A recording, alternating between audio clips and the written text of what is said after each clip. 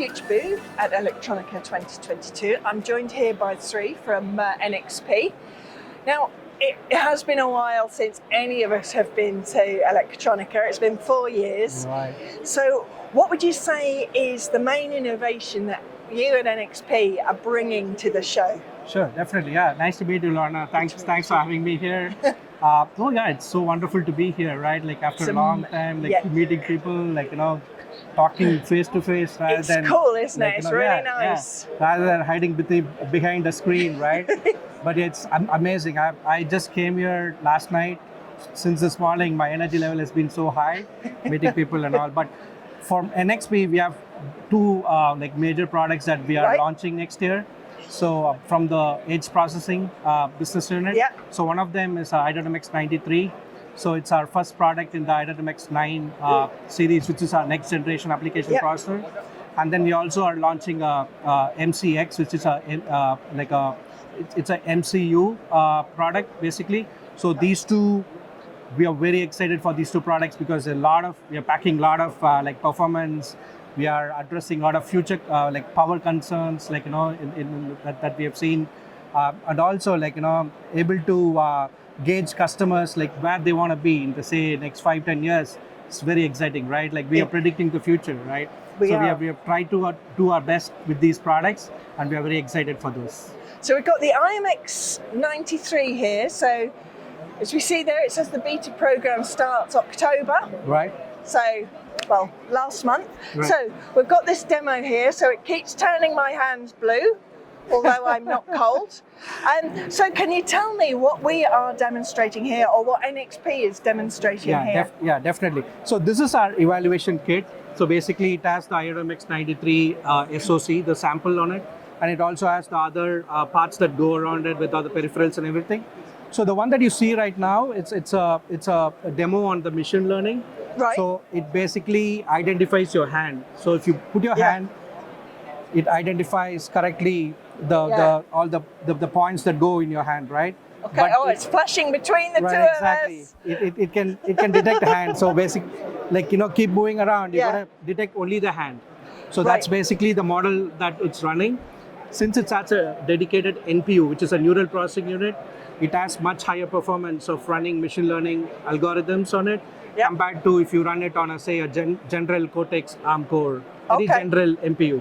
So that's where the advantage of the NPU, dedicated NPU, comes into the picture. So on this product, we're using an ARM Ethos U65. It's a very high efficiency neural processing unit. It basically detects. It can run a multitude of machine learning models. So the one that you see right now is a hand detection. Where the application where this could come into picture is like a gesture recognition, where the first stage is to recognize the hand, and then maybe it can track the movement of the hand. That's right. We haven't done that yet, but we'll do that. So you can basically scroll over left or right, thumbs up saying okay, clicking okay, right? Okay, yes. And then say thumbs down saying okay, go back, or something like that. Yeah. So it's a gesture recognition in the works basically.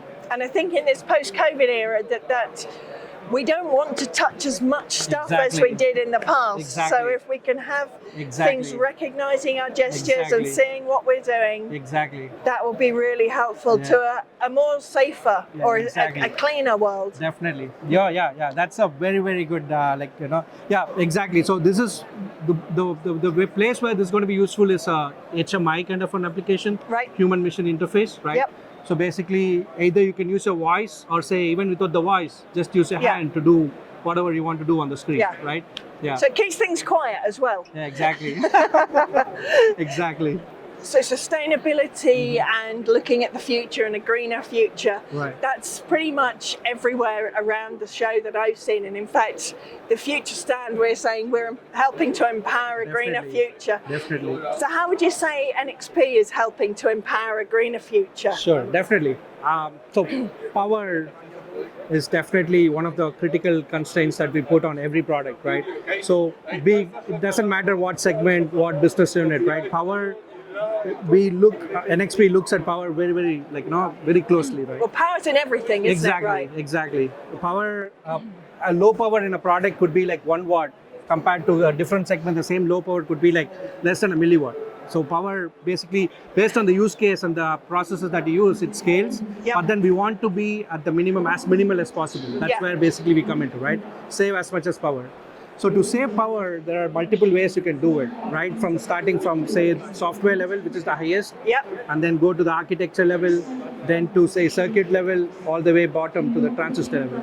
So at NXP, we look at the whole thing, not just one. You optimize each and every point. You basically get the best, most optimal power consumption.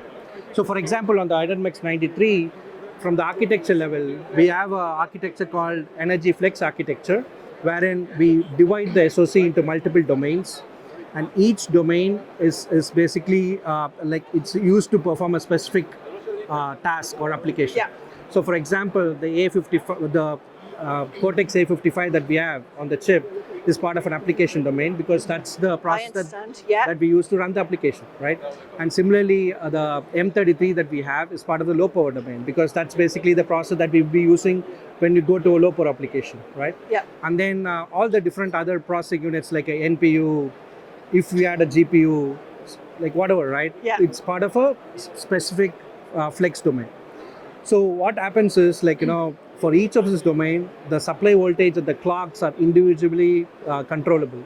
So a customer can come and then have so many knobs, like they can adjust the frequency separately for a specific domain, like, you know, change the clock frequency, change the supply voltage level, and we basically give that knobs to the customer so that they can go and change everything to fit into a power budget. So what that basically means to a layman is that you've got a whole load of capabilities, but you'll only use what you need. You won't be powering anything auxiliary, anything dormant. That just won't be used. You just use the power for what you need it for. That's exactly the point. So for example, when you have a low power case where you don't need a lot of performance, that's typically the case, right? Where you're in a system idle kind of a scenario. So what we do is we run the application on the M33, and then the A55, which is more performance but more power, you switch it off. You don't need it on anytime. But when you have a wake up source coming in, now you go and wake up, hey, A55, wake up, now you have to do your performance. You go and do it, and that basically the time where it's idle, you consume so much, you conserve so much power because you don't have the high power consuming systems on the chip on. That's one way to think about it. Okay, sounds good. So if I was to ask you just in a really maybe one or two sentences, what would be your main takeaway that you would want people to take away from this show? What would it be? Definitely. So from NXP point of view, innovation hasn't stopped, right? We keep innovating. So our products from one generation, next generation, we always try to strive for more innovation, more performance, less power, pack as much as possible within a specific power budget, like, you know. So it's always been the case, and that we are continuing that. So from NXP, we have these two very, very exciting products coming into, like, you know, launching next year. So one is the i.MX 93 and the MCX that I mentioned earlier. So I hope, like, you know, stay tuned, and we are hoping that's going to be a huge success. Going to help not just NXP but the whole world, like, you know, in terms of what we do. So, well, I'll look forward to hopefully speaking to you at Embedded World, hopefully, where definitely. You've got something new to show me again. Definitely. Thank you. Thank you for stopping by and going through that with me. Thank you, Lorna. Thank you.